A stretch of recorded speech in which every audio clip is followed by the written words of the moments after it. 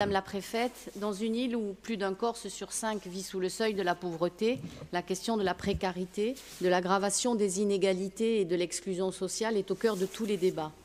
De plus, la Corse connaît une forte dévitalisation des territoires de l'intérieur, accentuée aujourd'hui par la fracture numérique et la disparition progressive des services publics. La conséquence de cette paupérisation est un important phénomène de renoncement aux soins, auxquelles viennent s'ajouter les difficultés rencontrées par les établissements sanitaires, notamment en termes de prise en compte des spécificités insulaires.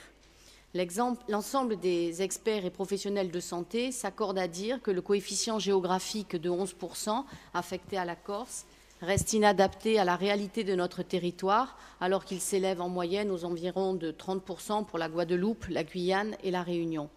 Permettez-moi, Madame, de vous dire mon inquiétude face à cette situation en tant qu'élu, en tant que médecin et surtout en tant que Corse.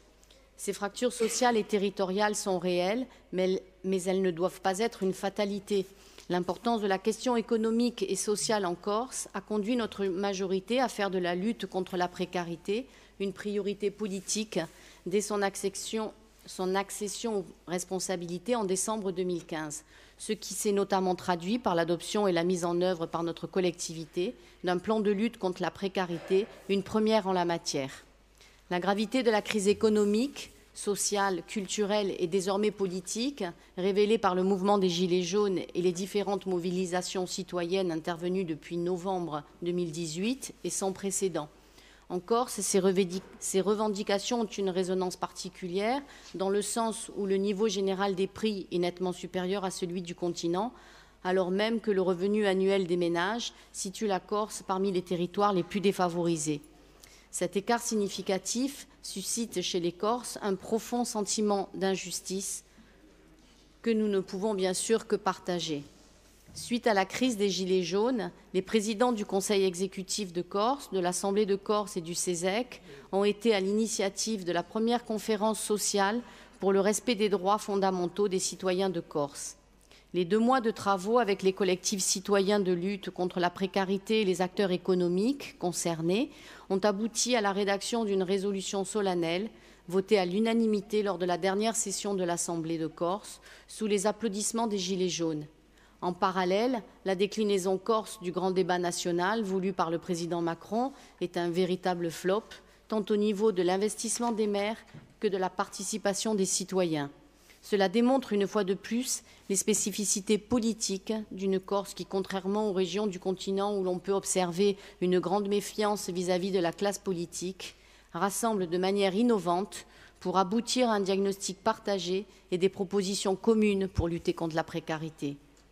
La résolution a permis ainsi de valider, avec l'engagement des grandes enseignes corses de la distribution, la création d'un panier de 233 produits de première nécessité dont le bas prix sera garanti et contrôlé.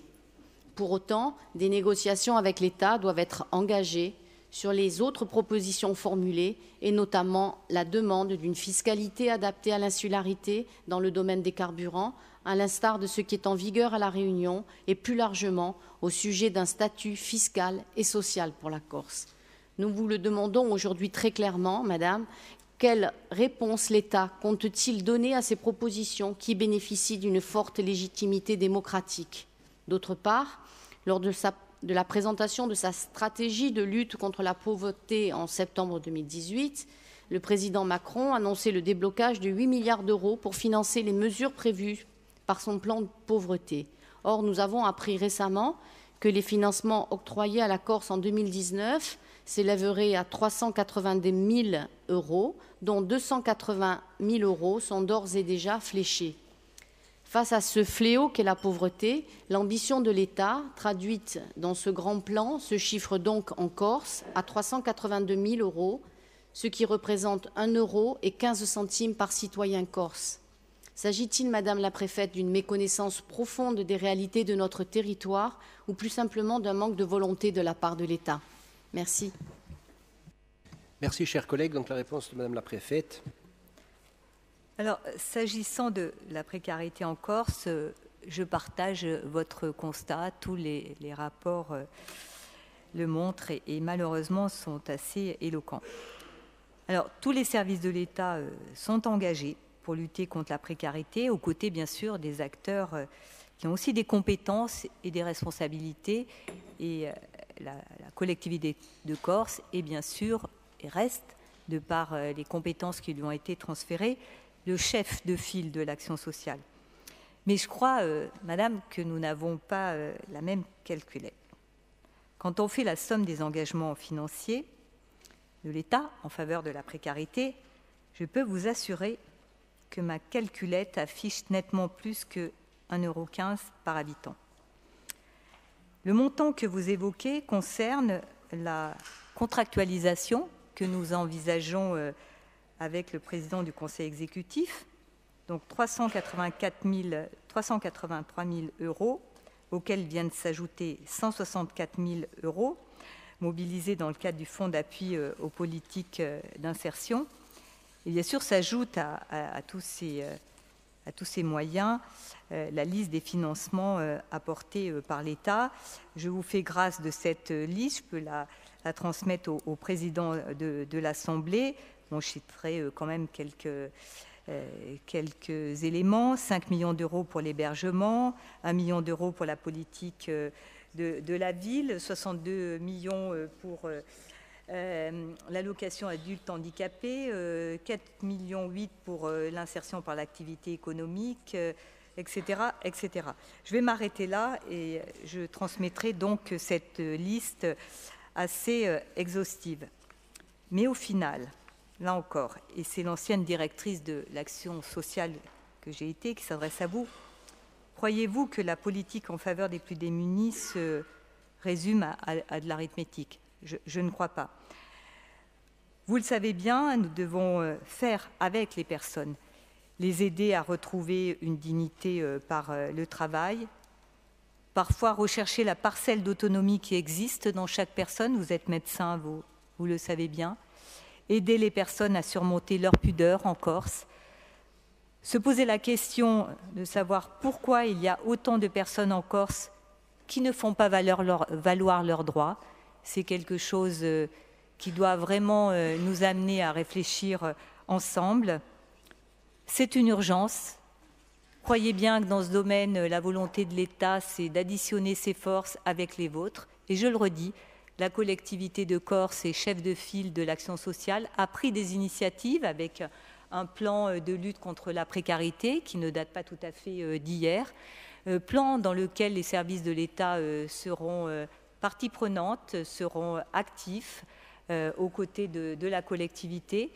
Et dans le cadre du plan national que vous évoquez, croyez bien que je ferai tout sur les autres mesures. On en a évoqué une, c'est celle de la contractualisation qui aura lieu partout sur le territoire avec les conseils départementaux, en l'occurrence ici la collectivité de Corse, mais il y a encore beaucoup d'autres mesures. Il y en a qui s'adressent aux maires.